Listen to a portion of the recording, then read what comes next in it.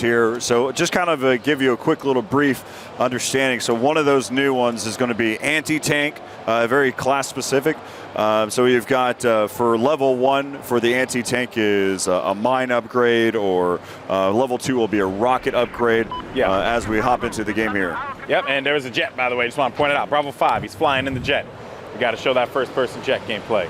So there you see it, guys, right there in all its glory. A moment of silence for the jet. All right, that's it. So now there you can see actually what he has equipped on the jet as well, which is pretty cool in the third-person view. And he's going to do a little flip here, a little flippity flip. Do a barrel roll. I guess not. Okay. This guy's going to come and he's going to tear someone apart. Yeah, he's going to be pushing in here. Now, again, he's going to be flying the J-20 is on the Chinese side. Wow.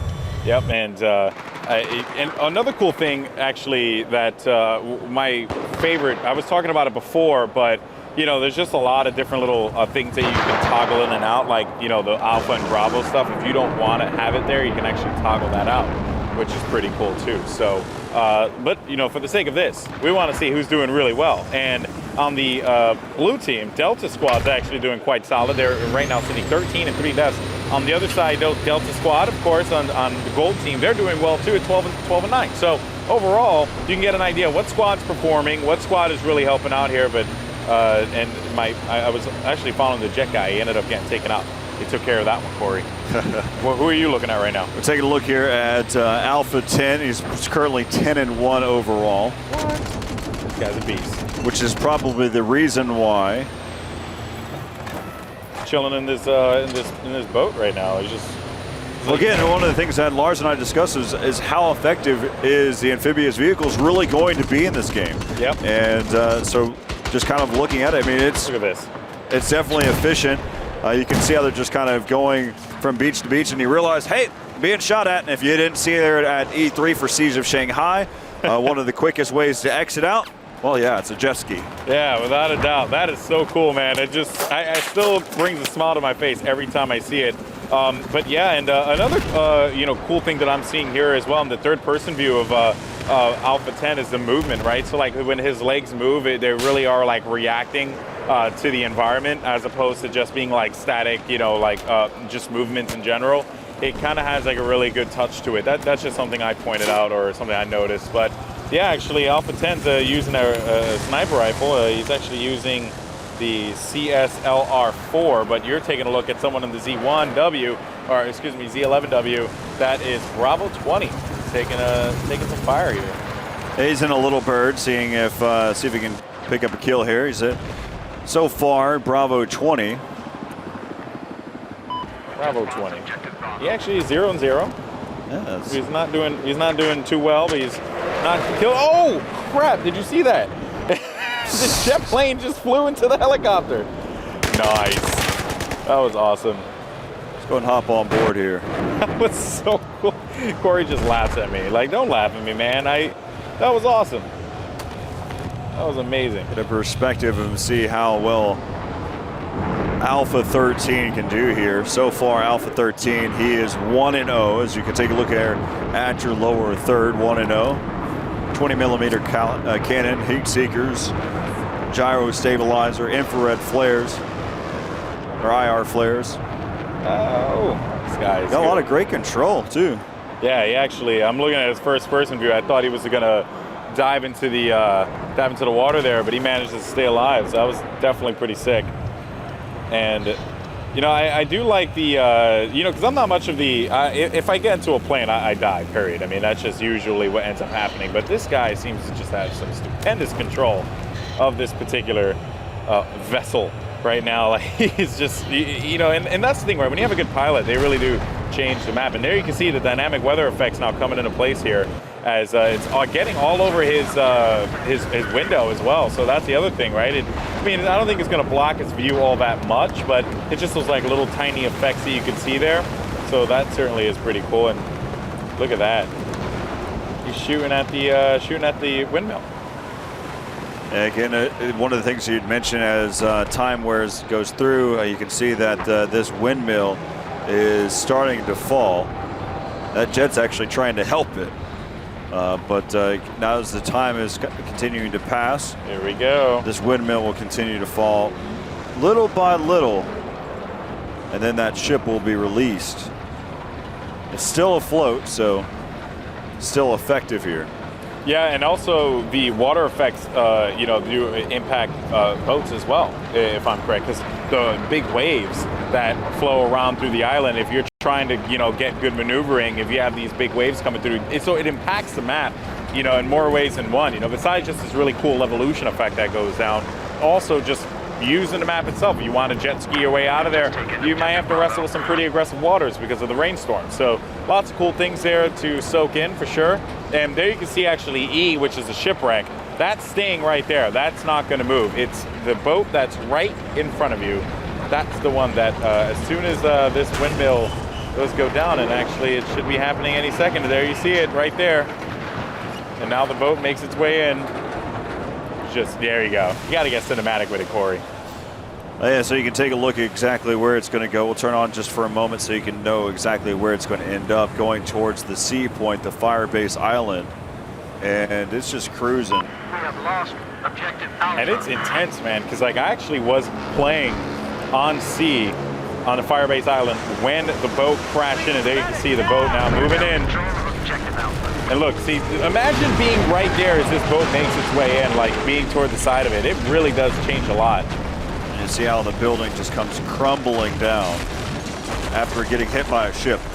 Who'd have thunk? Who'd have thunk it, So now this changes the map, right? This one guy's like, holy crap, a boat just landed right on the island. What am I going to do? Well, there's something on the boat. And actually, Corey, why don't you tell people how this actually impacts the Firebase Island? Yeah, so I haven't had the chance to really see exactly see it being used yet, but it's one of the things that the commander has the ability to use. So again, it just changes there for the game. So again, we just saw the ship go from that windmill way out in the distance to this point right here, which in the beginning it just looked like it was a part of the background. Yeah. Just extra element in the game that just makes it look prettier. But in all, just looking at it now, it's actually a part of the game. It's part of the Levolution here. That's right, and you also gain access to an anti-air gun as well through the boat. So that's a pretty big change there. That's there you can see right there, that anti-air gun. You get access to it, but you have to control the island. You have to control C in order for you to access it. Again, it's a commander feature. We haven't really seen it used just yet, but it is a commander feature. You have to have that control, and it is awesome. So just like in the way, in the last, Siege of Shanghai, the way that it really changed the map, this one also changes the map because it also blocks off this portion of the map here, because the seaside, it blocks it off quite a bit here from incoming fire from B. So that does change the element of the map and makes it rather different, which is pretty cool. I believe it's B that that the shots come down from. Yeah, it's B. So again, lots of cool stuff there. Take a look here. You can see that these players are going to be up here on top of the roof of that broken building. They've actually giving a lot of cover fire for their teammates, just trying to clear out that sea point. The guy below them too. And there is a player that you mentioned that is right below them that actually may be taken out here in just a moment. Again, there's just this nice little firefight action that's happening here. And they have, maybe that player might actually be stuck inside of the building. No, yeah, actually, they went after him. They chased him down, and they saw that he was there. He popped up and went for the kill. So good stuff there by that group. C now completely into control of the blue team, as D, which is going to be right across from them, that has still some players on gold team that are trying to hold it down. Yeah, so the Chinese again having control now. If we take a look at the overview, you can see that you've got currently the A, B is contested currently. C belongs to, so A and C belong to the Russians, and then D and E belong to the Chinese. As we just kind of take a look at the overall, we'll go ahead and hop back in here with Alpha 13. Who's going to be the pilot here for this jet? Again, for those of you that are curious, it's called the SU-50. This is his current setup. He's got the gyro stabilizer. Currently 2-0 right now.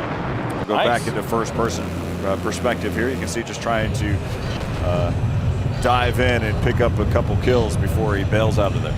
Yeah, I mean, you know, when you have a jet, you are pretty much a target in the sky there, especially for anti-air weaponry, just like what we saw there on sea. But fortunately for them, they do control that. So now a lot of pressure is going to be applied here on the east side shipwreck as this guy Alpha 13 is going to have to drop back and get another good pass on it again, which it seems like he was going to try and get.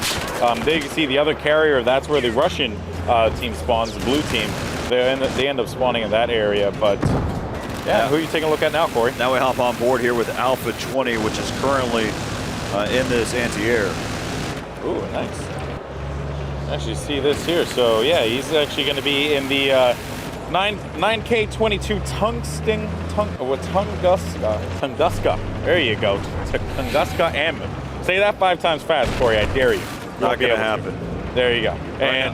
Right now we've got Chinese leading 508 to 426 tickets. Of course, we're playing Conquest. Tomorrow we'll get a chance to look at Obliteration. That's right. Which we have, both teams have 3 points. 3 points that they need to defend. And there's a bomb, just a randomized bomb that's laid out there. You take that bomb to an MCOM point, the opposing team's MCOM point. You blow that up. There's 3 of them, so you do that 3 times. Yep, that's going to be pretty cool to watch. Of course, that's something new. And we are going to get some great opportunities to talk about other features in Battlefield 4 as well. So I'm really stoked about that. That's going to be in the later days of this show that we're doing here for you fine people in Gamescom, and of course watching at home on Twitch TV. Once again, guys, if you want to get social about it, talk to us on Reddit. I'm on Reddit. Started a thread on there, our Battlefield, where I'm talking to some of you guys or trying to get feedback from you guys to, you know, find out what new things you guys want us to cover. Because again, just like we did at E3, we're going to do it here again for you all back at home.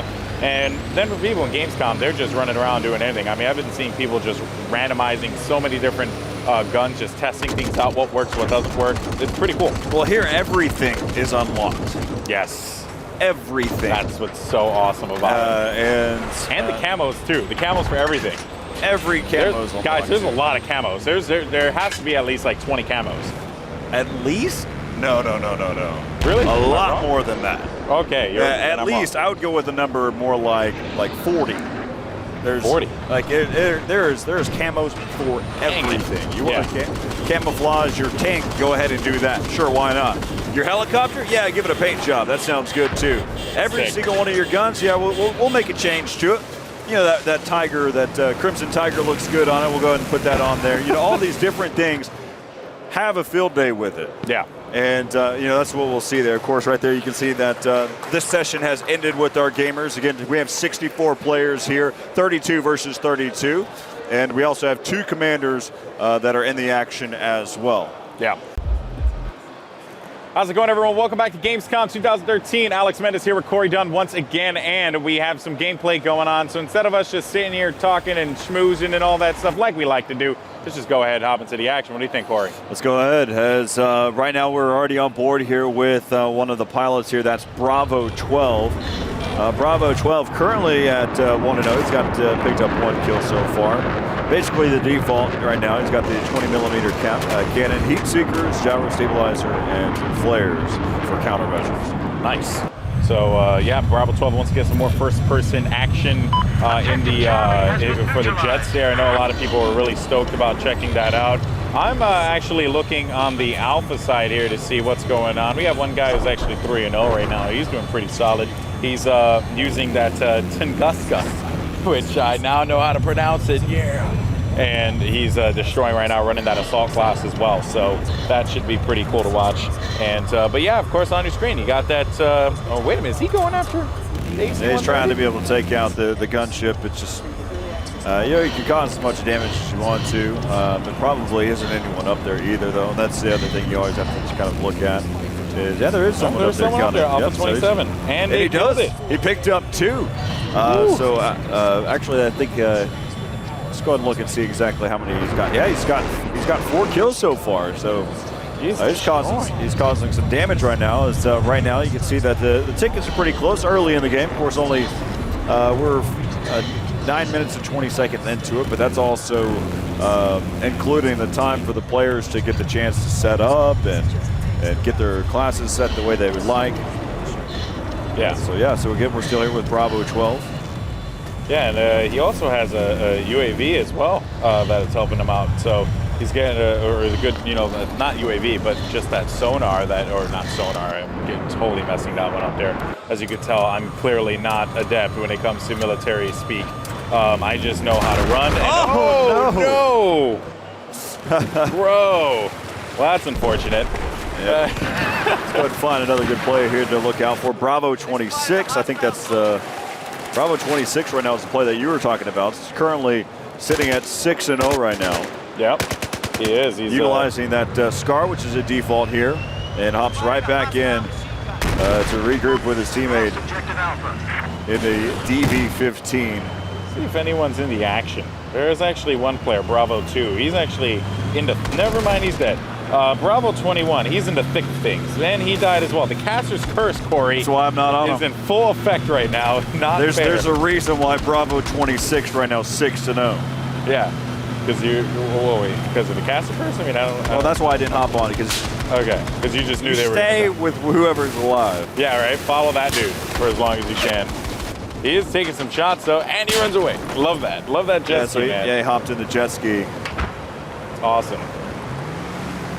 Doing some donuts out in the ocean, and he's stuck. So, I just got to figure out what I want to do here, And now he finally has his plan of attack. So, yeah, for those of you that were kind of curious before at E3, you were kind of getting lost in the colors for which players play for which. And now you can see at the top of your screen that the Russians are blue, and that the Chinese is orange, and he finally goes down. Of course, let's see what he ends up with. He's currently going to be 7-0, probably end up being 7-1 after his teammates won't be there to revive him. Yep, and so now we're actually going to be taking a look here at Bravo 19, who just picked up a kill himself. They're going to try and make their way over here to C. C, of course, very hotly contested spot on the map. Obviously, it's in the middle, so you always expect that area to see a lot of action. But look here, there's going to be a couple players moving down the trenches, and Bravo 19 able to take him out, so that's going to be a good win for them.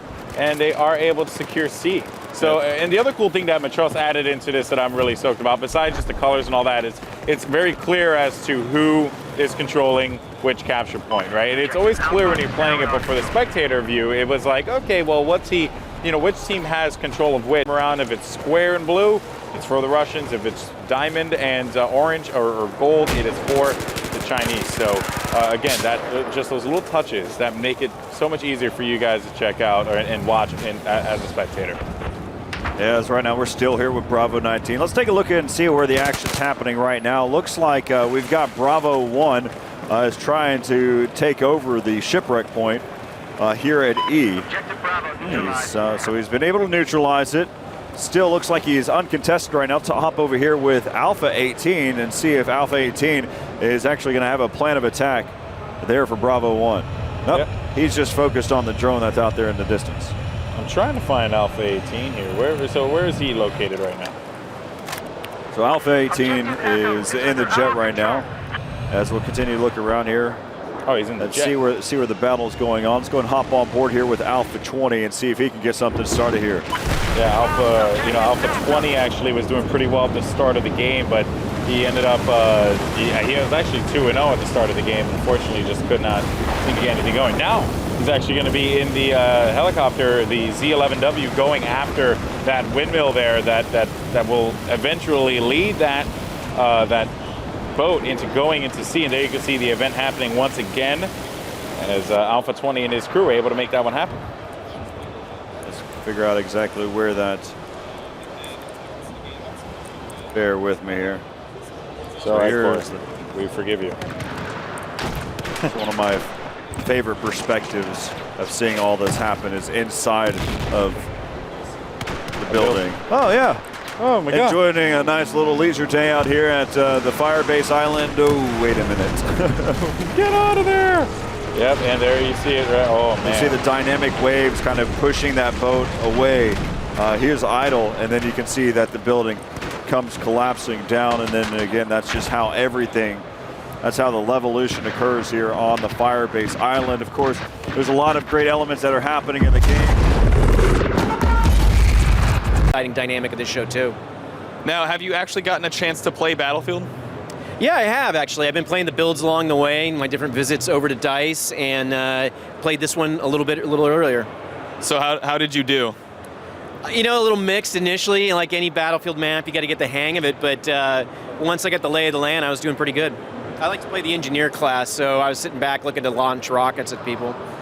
Engineering is the one class that I couldn't get a hang of, but I've actually noticed that in Battlefield 4, it's really critical because you can plant C4 on boats, so you just swim out to a boat and then blow it up and then get a go back. Yeah, that's what's awesome about Battlefield. It's the sandbox gameplay. It's the combination of things that you just don't expect or think about initially, but engineer's where it's at for me because you can take on vehicles and you still have a rifle that you can defend yourself in close quarters. I think what's also important with Battlefield, obviously the visuals. Like, Frostbite is just an amazing engine, and I love watching it. Whenever I want to show off my PC, I'll just boot up Battlefield. Can you speak a little bit towards Frostbite? Because I know that it's something that EA is heavily investing in and wants to bring to the forefront of technology. Yeah, look, we about 18 months ago, we made big investments in tech for Gen 4 with EA Sports Ignite and Frostbite.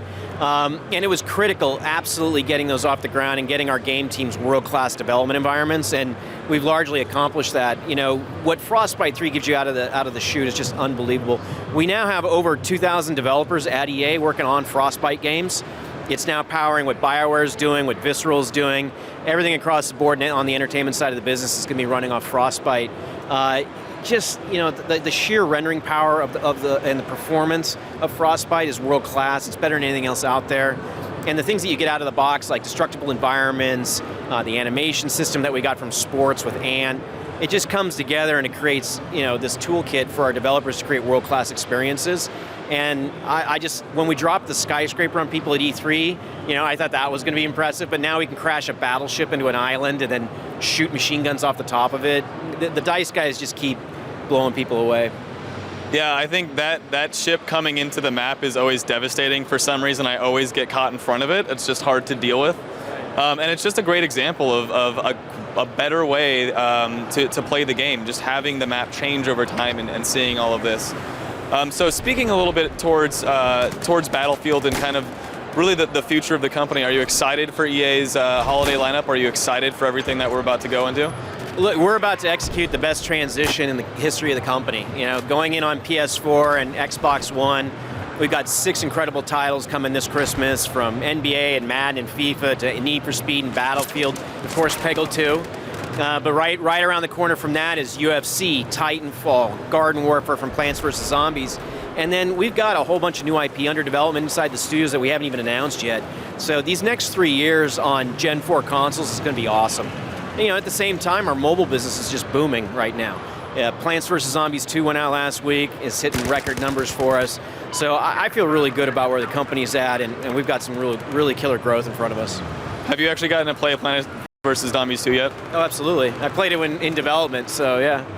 Yeah, great game. I think that we have a lot going here on the games label and the whole company as a whole. I'm really excited to see everything that all of the labels are doing.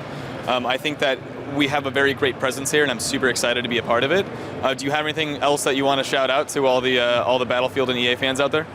You know, you're going to be blown away by BF4. It's going to exceed your expectations, even if they're super high. It's an incredible piece of software.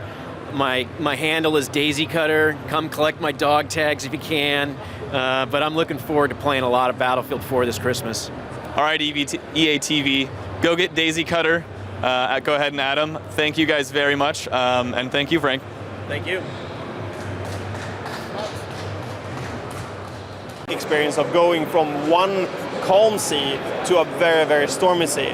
I think that's you know, brilliant. And to your point, if you have used the jet skis, for instance, you will actually notice that you are actually quite agile and fast compared to the big, you know, CB90s, etc.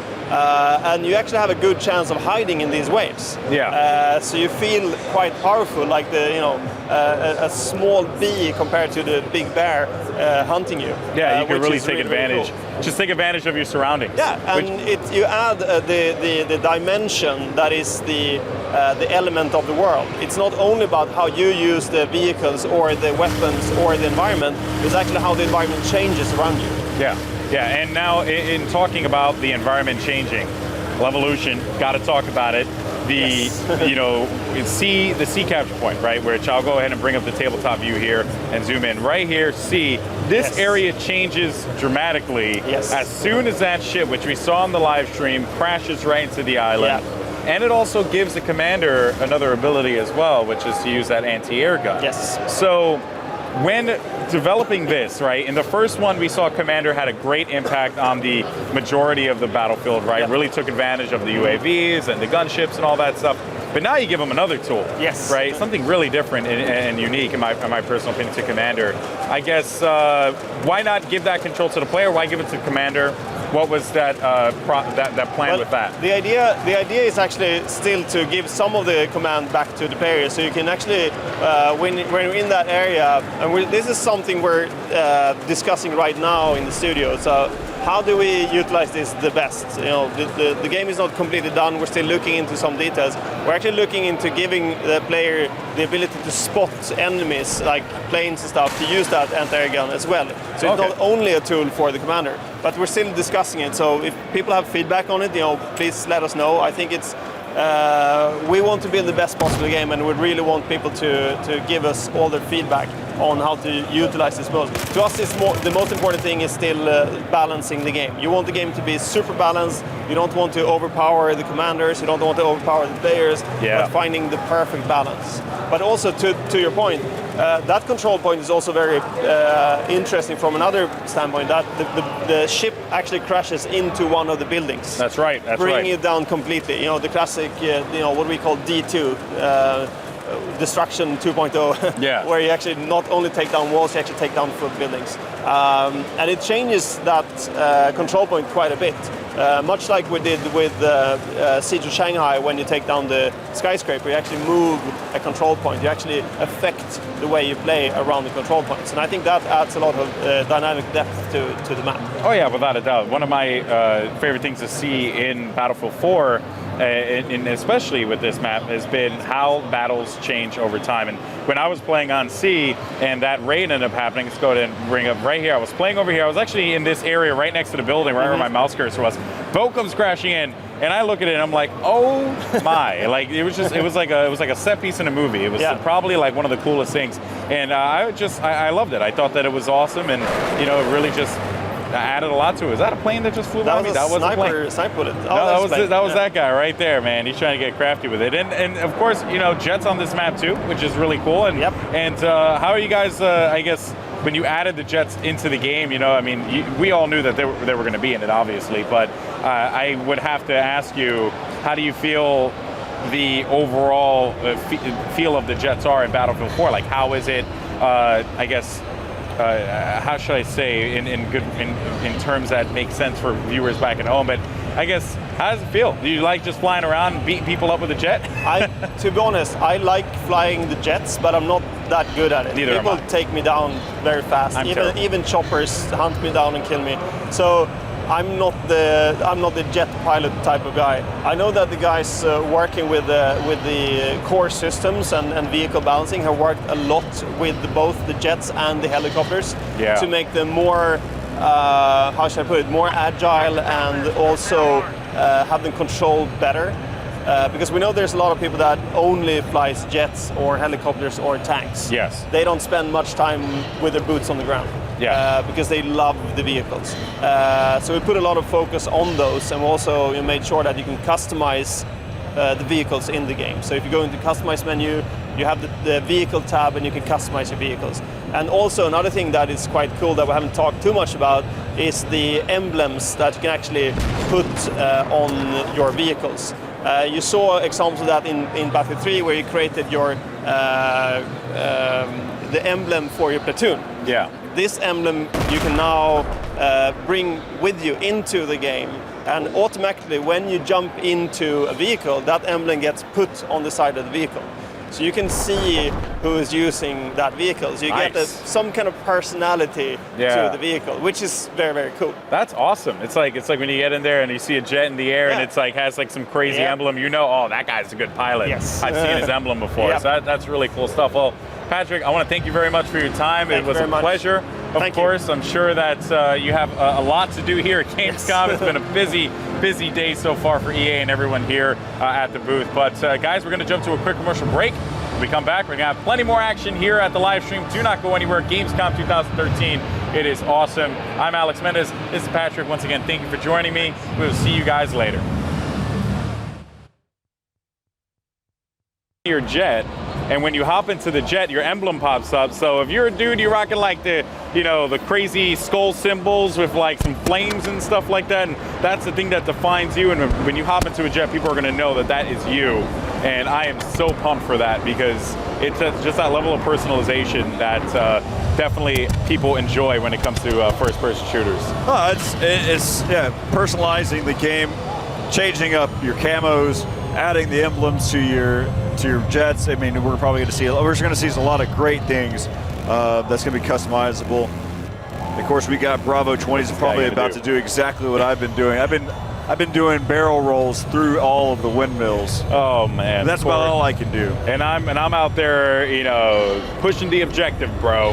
Not cool at all. But there's a lot of action going on over at I believe this is going to be the B capture point, so we should probably take a look at that in a little bit. B capture point is going to have a lot of a big encounter that's about to go down in just a bit.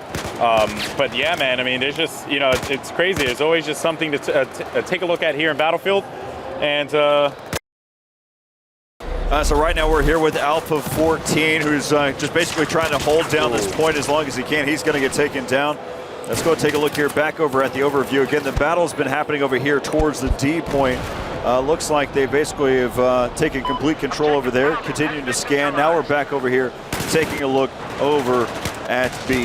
Yep, B, lots of action going down there. You just jumped on board with Bravo, or Alpha 18, as Alpha 18, actually able to pick up a couple kills there. So that's going to be good for him. Finding someone in front of him, he's able to take him out too, but gets dropped in the end.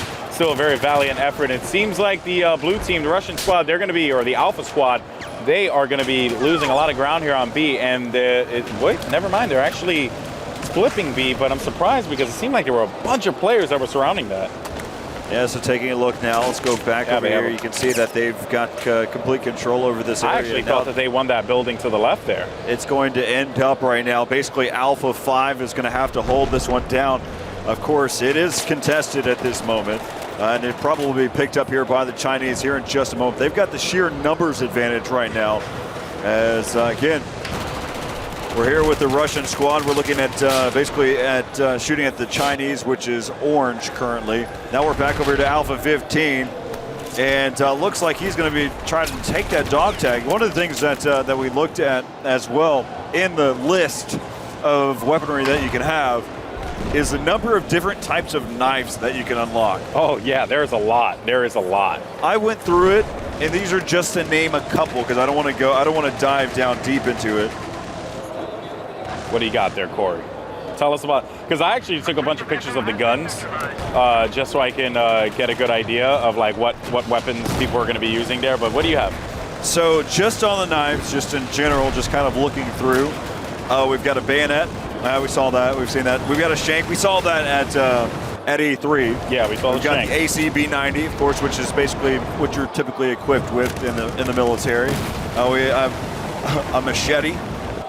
So we're going out. Any machete fans out there? That's for you. We've actually got something that's called it's improvised. So basically, it's a MacGyver type of. MacGyver. It's just call it MacGyver. That'd be amazing. Or improvised. That works well too. So there's just so many different things, and that's just for the knife, and they all do the same thing. Yeah. At least that's what I know. I mean, if the machete does something completely different, just goes out there. If I could just bust out a machete and just run through like jungles and hack down bushes and open waves, that'd be amazing, man. It'd just be like I'm exploring.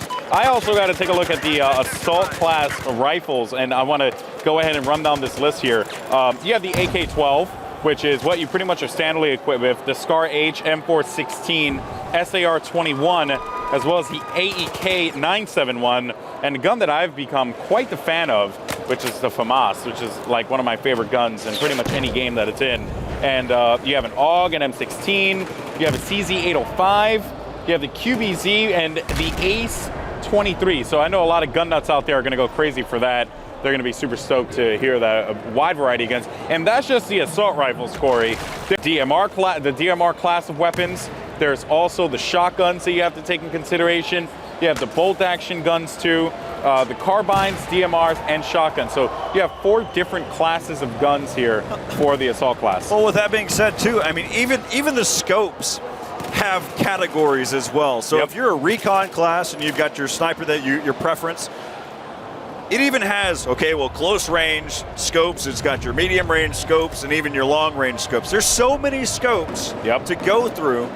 Hey, we're going to probably need to group them now because now we're the abundance of them. Yeah, no, and also, you know, a scope that I've become a big fan of, is particularly in this map, especially when things start to get dark, is the low light scope, the infrared scope.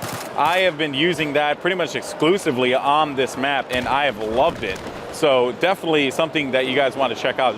Bunch of new scopes. We'll talk about those scopes as well as we play more and dive a bit deeper into the action and learn a little bit more here, because we're going to be here for 5 days. So there's just so much to talk about. We're probably going to spend an entire show just talking about scopes, you know, just attachments. I mean, that's pretty much where it is at this point in Battlefield 4. There's so much freaking variety that you could talk about it for an entire show. Well, each element, it doesn't matter which one it is. You can talk about them at any point. So right there you can see, you know, one of the things that we learned there at E3 as well is some of the swimming aspects as well. So, I mean, you've got the waves make an impact, so you're trying to stay above the surface. It's difficult. yeah, there's and the waves. So I actually spoke to you about this earlier. I was on the jet ski, and there you can actually see one of the infrared scopes, or the night vision scopes. So there you get a good idea of what it is. The IRNV, the infrared night vision. There you go, right there. So there you see the scope.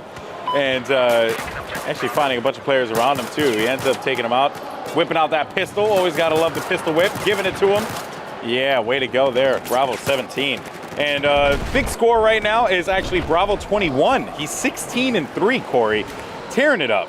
And he is actually going to currently be sitting in that Z11W helicopter. So he's just chilling in the sky. We're at Bravo 21, high in the sky right now. That's awesome. I mean, we could just do the over voice, you know, walkie-talkie voice for an entire show. That'd be fun too. I'm pretty sure people would dig that, Corey. But all right, so here again we're with Bravo 21, taking a look from his perspective here, and he's just going to go all out. Of course, you can notice that. Take a look at that camo that comes along with it as well. He's got the scar that's in hand. Such a sick camo. Must have been a squad request for him to end up over at the C point, because he just left that little bird just floating about. All right, well, I guess that's pretty much going to be wrapping up for the broadcast here, as all these players are going to be playing and having a good time and enjoying it. But, you know, hopefully you guys had fun. And I would say that, you know, there's so much to talk about with Battlefield 4. One day, obviously, is not enough. That's why we're going to be here for 5. And it's going to be a lot, guys. So brace for impact. Just like if you're sitting on the island, on Sea Island, and that boat's coming in, brace for impact. Brace for impact. It's going to be crazy. So, guys, it's been fun, but we'll be back.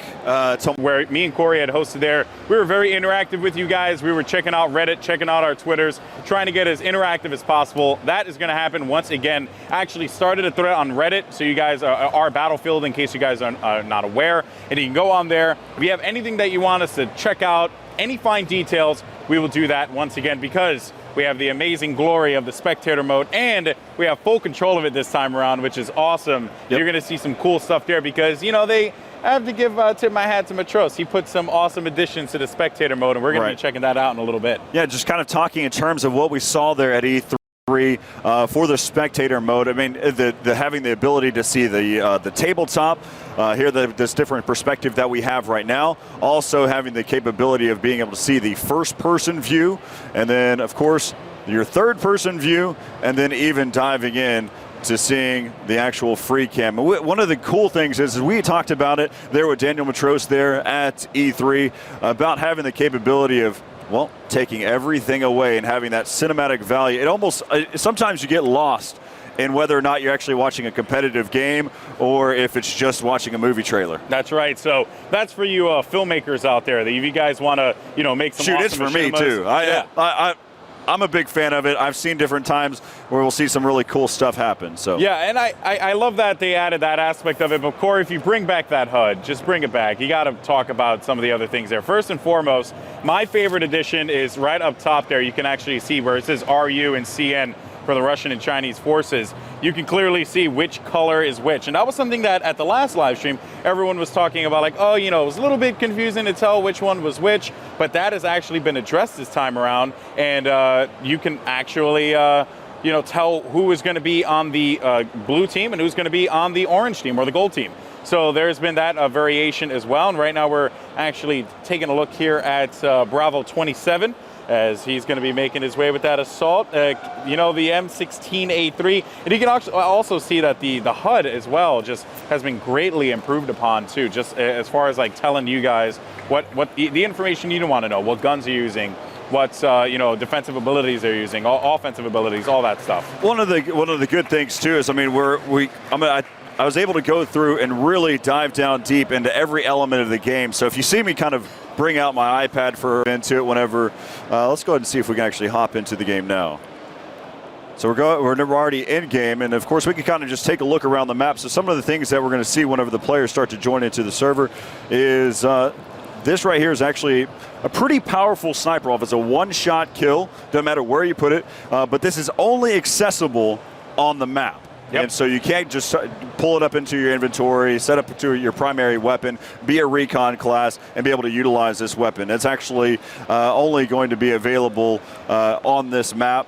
And we'll start to see some of those things happen in some of the other maps as well. It's just going to be very map specific. So let's go ahead and take another look at it. This is also another weapon that we're going to see that is also available. This weapon allows you to just basically blow through walls. I mean, you're just running and gunning. You can basically demolish whatever you want to. This will be the quickest way to take care of the job. Yeah, and again, like this is something that, to me, as someone who's played Battlefield, it's new to me, just like finding new weapons on the maps. Like, because whenever I play, I kind of just like hop in there and I just beat people up, do my thing. But now it's like I have more tools to do my thing with. It's awesome. I'm excited about it. And of course, you can take a look here at the A Conquest point right now, and just the overall zoom out of the map there. I mean, it looks amazing. I mean, really, if you take a moment to just look at the sights, the visuals will not disappoint you by any means. Yeah, so just kind of allowing those of you that really just care about map layouts, of course. So let's go ahead and just get over here real quick. Again, we have complete control now, so we can show whatever we want to. That's so this is the Russian spawn area, the main base, and then of course we can go over here and see that a lot of things though too is you can see that these islands, as soon as the players start to join in, they'll start to populate.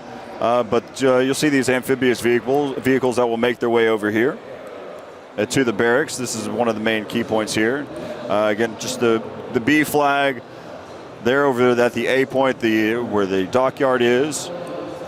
Something also to kind of be ready for and prepared for is going to be here at the C point, here at the Firebase Island, and so this is a really nice mansion that we have set up here at the C point.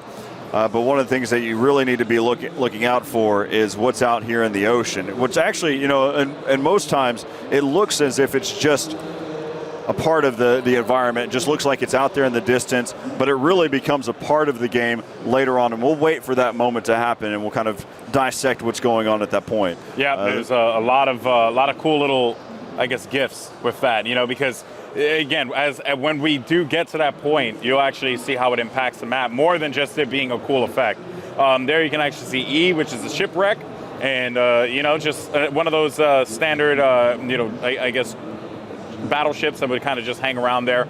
And I actually really do like the way on Paracell Storm that there are just so many different battlegrounds, right? So many different ways you can approach the action. B has, as you can see right here, B is very closed off. It's not, you're probably going to get some cross-house battles, which is something that actually was happening when I was playing. I was actually in the building right to the left side here of the screen, And I was right there, and I was in a firefight with a group of guys that was on the other side of the other building, and it was intense. It was crazy. We were just shooting grenade launchers at each other, just trying to move in and get positioning, but it just was not happening because there was so many people there. It was just the crossfire was way too much. So again, you're gonna have different set pieces, different moments in this map that is going to be so, I guess, so much variety, and that's really just something that you can only get in Battlefield. So one of the things that we can talk about too is kind of dissecting the commander mode. If you hadn't had the chance there, what we had at E3, it's been brought back here. We have the big boosts that are set up here, so you have the commander set up so they can make the calls where need be. So you can have your UAV scan, just all the different types of elements there. Same goes as Siege of Shanghai as well, where you can capture a point and it'll give you something. It'll give you an element. And one of the things that happens as well, whenever that boat that's out there in the ocean, deep there in there, the ship that's wrecked, whenever it starts to make its way into the mainland, there's a new point that you're able to capture as well. Yeah, that's right, that's right. So it's, of course, changes up the map as always, guys, and you know what, there's always just going to be that variety in Battlefield. So now we're going to be waiting for new people to come in so we can get the action going. I'm really excited for this. Can't wait to see more people just come in here and play the game, man, without a doubt. Yeah, some of the other things that we can talk about too is got to be the just diving into the battle log a little bit deeper. If you haven't had the chance, make sure you watch that video as well. Kind of talks about all the different elements that you have there, from the leaderboards, being able to localize just amongst friends, to then just talking about just in the city region, and then also you can go up to the countrywide, and then even go, oh, how do I rank amongst the world? That's right, that's right. So we're going to be finding out a lot of new juicy details, guys. So do not go anywhere. We're going to go to a quick commercial break. Then when we come back, we're going to have more Battlefield 4 action live from Gamescom 2013 with myself and Corey Dunn. So don't go anywhere. We'll be right back.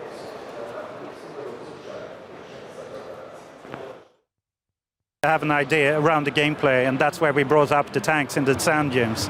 And from there on, Frostbite team, the Battlefield team, has been working as one team to deliver this feature. And to stand here today and see people playing it is just amazing. Let's go ahead and just, now that we're inside the game here, let's just kind of take a look here. One of the things that we've seen as well is, of course, looking through the spectator mode, but we can kind of talk in terms of the commander. What is some of the different elements in the commander mode that we've seen in Battlefield 2 that's done differently in Battlefield 4? So overall, I mean, one of the first things you will notice is that we have separated. So previously we had 62 players on the battlefield and 2 commanders in there as well. Now we have separated those, so once you apply and become a commander, you are taken into special commander positions, so you're not on the battlefield. So it's 64 players plus 2 commanders. And as a commander, you have a unique overview of the battlefield. We provided you with, I mean, the different zoom states that you expect. We provide you with tools both from Intel and from kind of a weaponry. Right. And we base it on 3 different levels. One is you have the default setup of scan and UAV, and this is where the tug of war between the 2 commanders turn up, where you have to outsmart the other commander, you know, fool them into using their precious EMP at the wrong time, and you can then outsmart them. You have the different assets that are connected to the different flags or bases that will give you additional advantages. So in this case, you can, depending on map, you can find an AC-130 gunship, or it can be the Tomahawk cruise missile. And then, of course, on top of this, we have the ecosystem of action. So as you work as a commander, order squads around for the best of your team. And as they fulfill their commitments, you start building up score that then get turned into vehicle drops, supply drops, and a lot of things that help your team just keep on pushing for victory. Again, that's one of the elements that I've always loved about Battlefield, is just team play. And that's really what it feels like. And it doesn't matter whether I hop into a public server or whether I'm getting highly competitive and joining a squad. You always feel that you're playing for a team. Yeah, we tried hard, and we do notice the fact that there are many people out there who want to either do infantry only, or they want to play as a lone wolf, and we hate to dictate to the player how to play Battlefield. If you want a small mode, you want the beauty of classes, customization, destruction, go at it. But if you want the team play factor, we've upped our game. We included now 5 players in the squad. We have the field upgrade system, which allow the squad to choose their individual unlock career. You can choose kind of the defensive path, and there you have 4 different levels of unlocks that will up your game. And then as you work as a squad, you start building up your score and you unlock these tiers. But if you get wiped as a squad, if you're all in one helicopter and get shot down, your progress bar will go down. So it's working together as a team for the best of the game. For those of you that are wondering what we're talking about, the field upgrades, it's going to be in your bottom left-hand side of your screen, and each individual player can select their own field upgrades that they would like. So far, we have the defaults for each of the classes is going to be an offensive and a defensive, and then we're seeing some very specific types as well, field upgrades for each one of the, whether it's recon or assault or. So you can unlock more, and it's really to allow you to find kind of what suits you best. So we don't dictate for a whole squad how they're supposed to play. So while being individualist, you can still be a team player. So how do you build up in your progress bar down here? So by performing team actions and working as a squad, you start seeing you have squad score, and these build up to this progress. And the progress is individual, so if you do decide to leave a squad and go to another, you keep the progress on your bar. Oh, good. Yeah. So one of the things that you'd mentioned is if your entire squad has been taken out, you go down. Is that just like one level, or is that? We've looked at taking you down one step. To be honest, while I stand here and enjoy myself and watch beautiful gamers game, the team is hard at work defining those, the last tweaks and churns to find the balance. Since this game is supposed to be played for many years, and you really want to nail that fine balance. So exactly how much is still to be defined. This is one of the things that I was looking out for is the assault class is having the defibrillators. I'm happy to finally see it. I know that it was going to be a part of the game, but I'm happy to finally get the chance to see them being brought out. Is having to work so hard on the creative aspects of it, just the idea of where you're going with it, the design. Is there anything that you really like as a player, as just someone that just playing Battlefield? Yeah, to me, I mean, I'm in a fortunate position. For 14 years, I've been building the game that I love to play. So I think a lot of my taste in gaming has colored the game and its evolution. So for me, the beauty of just stepping back at the whole franchise is that I can choose how to play. On my good days, when I surprise myself and actually kill people, I can enjoy a good team deathmatch, while I can truly enjoy a big, large Conquest game or Obliteration. Lots of vehicles. I don't even kill people, I just perform team actions.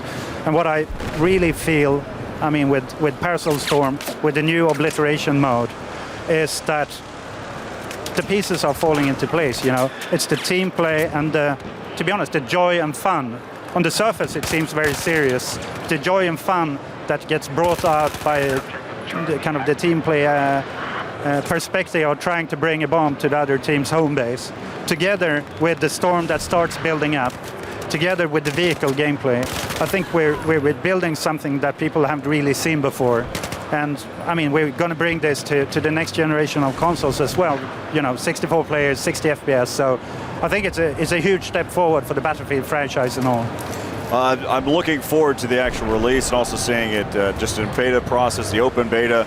Yeah. It's going to be just great to watch how players create a new metagame for each individual map, each type of game type, whether and also, like you said, Obliteration, and seeing how the game is really going to be that tug of war. Yeah. I mean, across the map. I mean, so for those that are kind of curious, we'll actually take some time tomorrow to look at Obliteration and see the map layouts and how there's 3 different points on both sides, Russian and the Chinese, and then there's going to be a bomb that you're basically trying to pick up and take it to an MCOM point. And it's an area, general area where it can spawn, but it's always in a random place, so it can't be that predictable. That's great. It's just the thought process that goes into it, and just seeing how dynamic these games really can be. I mean, it's a marketing term, but in all honesty, it's very true that no game is alike. No single game is going to be like anything else. I mean, watching all the different types of evolution that come into play. Yeah, and many times I think when we talk about the game, it's easy to make it sound like it's a marketing pitch or anything, but to be honest, what we've done since the very first prototype is play it on a daily basis, and we still do. And as we do it, we build from the crosshair and out. If running, gunning, shooting isn't fun, then the rest doesn't matter. And then we add on top, we upped kind of your customization. You can customize your side on. We added lots of little things, like we talked about diving, sprinting on ladders, sprinting in water. Lots of little things, but all of these things often don't get any attention, since you talk about levolution or distraction and so on. But I think that once you start getting in there and seeing what's under the big names, it's truly a new battlefield that we're trying to refine in all the areas that we feel need to take a new direction, or we got a clear direction from the community that they want to see fixed. Let the viewers see at home exactly who's currently winning. Of course, Daniel Matrosa, that we've worked with there at E3, just did an impressive job with the spectator mode. I come from a competitive gaming background, a lot of shoutcasting, and just seeing what Daniel's done so far with the UI looks. I say so far. What it is right now is a total package as is, and I know that he's still fine-tuning, making those small tweaks. Yeah, we get a lot of feedback, and we try to. We showed it at E3, and we're showing it here, and get a lot of feedback, and it's been a very positive feedback. So I'm extremely proud to finally get it in there. We've had endless questions around it, and I understand the community. It's something that should have been in there for a long time, and finally it's there.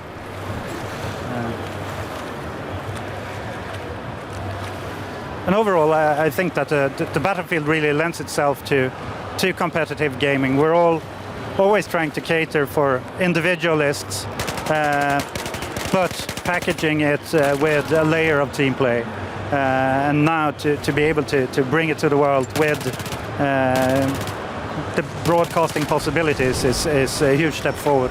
I think it's just a great component. It works for me. It's one of my things, my bread and butter. But also, let's just kind of talk about. You'd mentioned some of the attachments, some of the additional things that are being added as we're talking right now. I've had the chance to see that.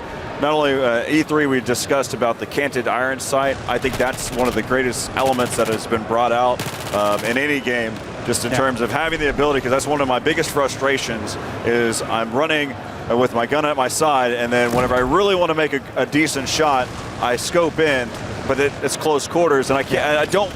That battle just so difficult for me. Yeah. So. No, I agree. It's a lot of little things, and for us, having made Battlefield for such a long time, it's sometimes hard to find a balance between what some people would consider extreme hardcore features, but we try to go at them and see what does this bring to every type of gamer. So whether you're hardcore or not, this makes a difference, and it's up to you to choose kind of how you want to play the Battlefield.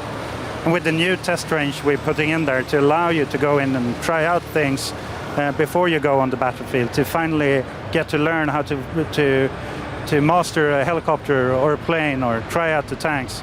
I think that will also let people get acquainted before they go out and try to master opponents on the battlefield. So you have communities out there on Reddit, even on your own Battlelog forums, just all across. How often do you listen to the community? I would say constantly. I know that I'm not that visible on forums and so on, right. And I do apologize for that sincerely. But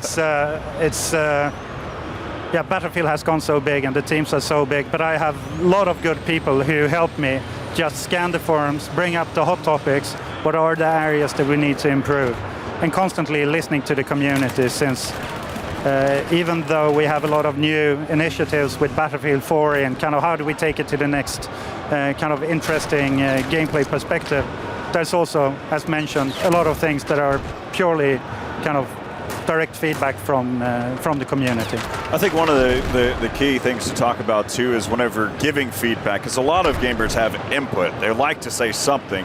Yeah. The issue is that there's no content behind it. There's no reason why. I think one of the things that I always like to mention to anybody that's in a community, whenever you have a concern, when you think there's something that's broken or needs fixing or an upgrade, to always have an explanation of why. Yeah. And then even if you can, then give how do you do it? What's the approach to it? I think those 3 things are usually good for the community. I mean, there's a lot of great community people out there who arrange lists, who post videos of the things they've noticed, which is super easy for us to pick up and evaluate and see what we can do about it. And trust me, I mean, we're doing everything we can to constantly be on top of things and just keep on improving the experience, since it goes.